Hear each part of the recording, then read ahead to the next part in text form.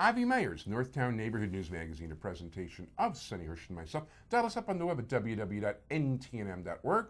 We're real big on community policing, caps24.org. We hope you participated in National Night Out. To find out all the local community policing meetings in the 24th District, please go to caps24.org, which Sonny Hirsch, in his spare time, as chairman of the District Advisory Committee of the 24th District, runs. And of course, for those of you who don't know, I chair the 2412 community policing meetings, and Sonny and I now have combined meetings because we have, even though, thank God, we are meeting every single month, you know, we've got to tighten up a little because the city tightened up on community policing officers, but it's been working out very nicely.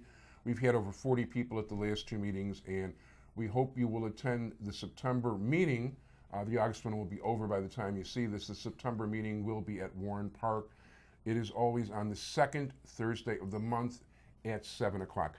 It is as many of you know, we really put an emphasis on judicial races. And actually it feels funny because it's been months since I've had a judge or a judicial candidate on the air.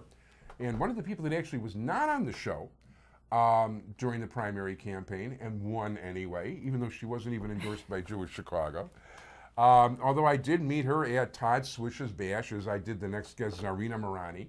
And hi, Todd, how you doing? He sure gets to a lot of places in a big hurry. And that is Judge-elect Jessica O'Brien. How you doing?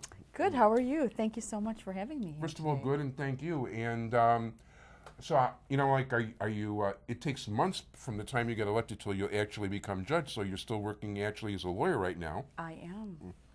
And are you full of anticipation and getting ready to start going to traffic court and learning the ropes and all the rest of it?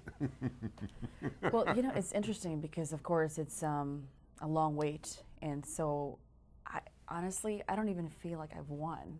I feel like I'm in limbo. So, I mean, it's exciting. I know that something good had happened, Yeah. but I don't really feel it just yet. People ask me, how does it feel? And it feels great that I won, but Yeah. it hasn't sunk in yet. Well, I think it's great. Well, you know, first of all, there's a lot of people that think highly of you. You know, I didn't realize that you and Karen O'Malley are, you know, I think that, am I correct? Yes. So another judge-elect Yes. that I had on the show. So technically, neither one of you have won yet because there's still a regular election, except you have no opponents. That's correct. Yes. So that's even better than a contested election. So, I mean, is there study, is there preparation? I mean, are you, or you just figure when you get there, I mean, you're in, you know, you're doing your legal thing anyway, so I guess as you do it, you know, you learn and all the rest of it. Is there any kind of preparation you do in preparedness for this sort of thing, or? Well, we've talked to, and you spoke about Karen, and it's funny that you're mentioning her today because I actually just spoke with her yesterday about that. Well, it's funny because, you know what, the reason it's brought to mind is I always say happy birthday to everybody on Facebook. And she just had a birthday, so that's why it popped back into my mind together with you being here. Yes, and we actually campaigned a lot together. Cool. During the primary election, and what we talked about yesterday was many of the judges that we know advised us to at least take a month off and really prepare yourself mentally before you get sworn in, because it's going to be a different life. But what I was telling Karen was that my father-in-law, who just retired from the bench, already has binders for me to review before being sworn in. And so I'm kind of looking forward to picking up those binders, and I'm thinking of doing that probably beginning of November, taking a vacation and bringing those binders with me. Very cool. What is your father-in-law's name? Donald J. O'Brien, Jr. Okay. He was in law division. Very good. Yeah. Very good. Is there any place in particular that you think you have? What have you done as a lawyer? I mean, what do you have a particular area of expertise? I mean, have you worked in the public sector and the private sector?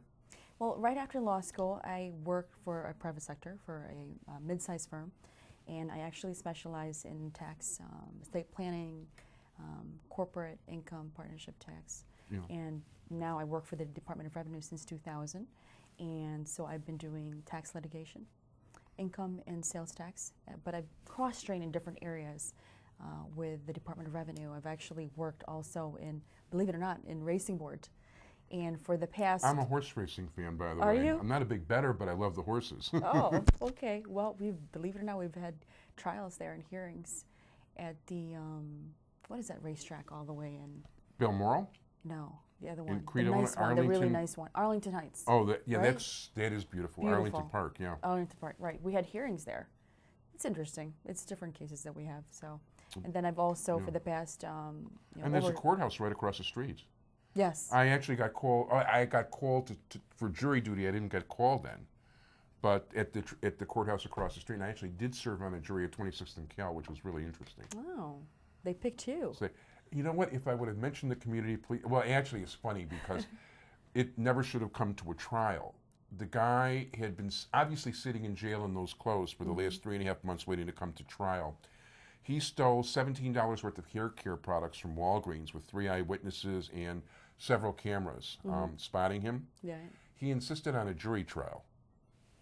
Okay. And it was a 1-day trial, and he refused to have an attorney. He represented himself.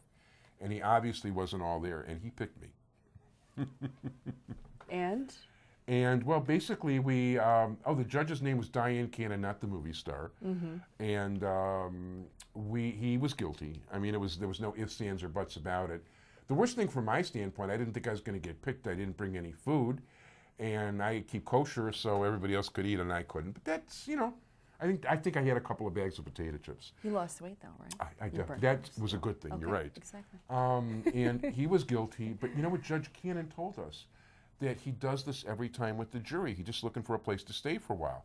And the last jury actually found him not guilty, even though he was as dead to rights then as he was now. So that was kind of interesting. But he wasn't going to get too much time, I don't think, even with 30 prior offenses, which he had. That's interesting.